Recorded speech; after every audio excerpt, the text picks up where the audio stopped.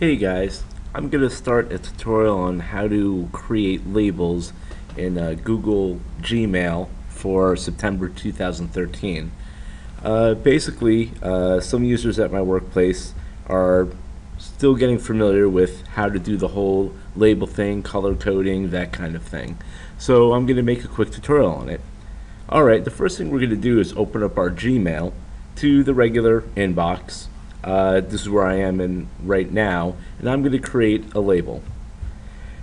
Right now, I'm going to click this gear up here, Settings. Then I'm going to click over here and click Settings. A window is going to pop up, and I'm going to click the Labels tab. Here's a list of all the labels I have right now. Obviously, I've created some already right here under Labels. I'm going to create a new label. To do this, I'm going to push the Create New Label button over here.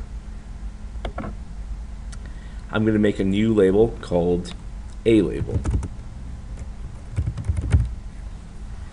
Now, nesting is when you want to put something under a label. It's like subfolders in a folder. We're not going to do that. This is going to be a regular label. I'm just going to click Create. And I look at my list here. Here we go. That was part one. Part two is that I want to assign a color to this label.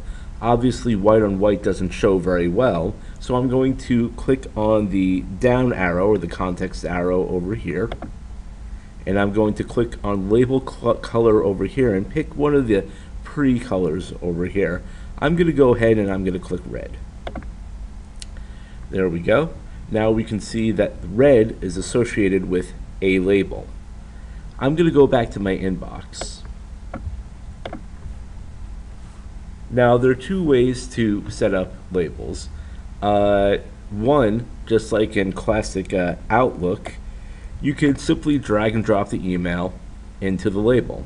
For example, I'm going to take the email from Jeff Potts and drag it into the A label. It's disappeared, but when I click on A label, it's over here. It's in the A label folder. Now if I want to put that back into the inbox, I could go ahead and drag Jeff Potts and put it back in the inbox. You will notice something a bit different though.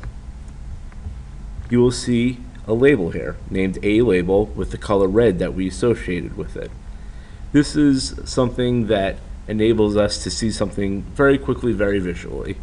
Now, this is great. You can do that all manually, but something that's really cool is that if you want to automate all your things. For example, I'm going to remove this label here.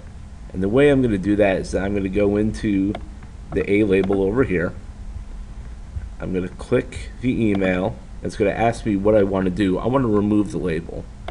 I've just removed the label from the Jeff Potts email. Great. Now what I want to do is, like, let's say I want to label all alfresco emails in my Gmail. What I'm going to do is do a search for all the alfrescos.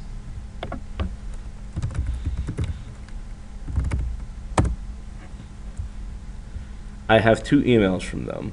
I can go ahead and I could drag them in, but what I really want to do is that as soon as it comes in, I want it to automatically do it so that the computer is micromanaging the stuff for me. What I'm going to do is create a filter for that.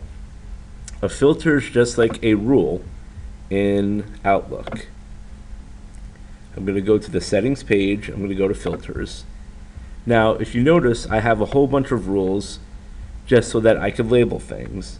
I'm going to create a new filter. Now, what I want to do is search for something that has the words in it, in the subject or has words in it. I'm going to do the subject. Now, I'm going to create the filter with this search. And what do I want to do with it? I want to apply a label to it. The label, I'm going to choose the label, A label. Now, it says apply to 0 matching. Okay, I probably didn't spell it the right way, but essentially what I would do, I would go ahead and, There it is. That's why. So I'm going to go ahead and redo that. Sorry about that, guys. Filters. Down. Create a new filter.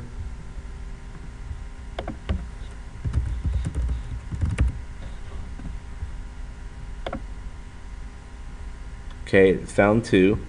Apply the label, a label. And this part that says also apply to the two matching conversations, this means apply it to anything that's happened in the past already. I've only received 2 emails from this Alfresco person, or Alfresco company. So I'm going to go ahead and do that. I'm going to create the filter. There we go. I'm going to go back to my inbox by clicking inbox. And you'll notice now that every email I have from Alfresco is now labeled with a label. So that is how to create a label, how to color a label, how to apply the search filter for the label. Now it's going to do it automatically.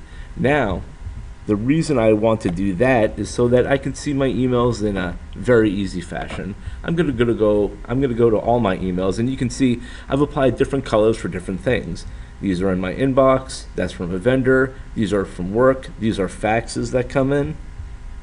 I've labeled it, for different things. Google Calendars, the ISP, and of course, my favorite one right here is my pay stub right here.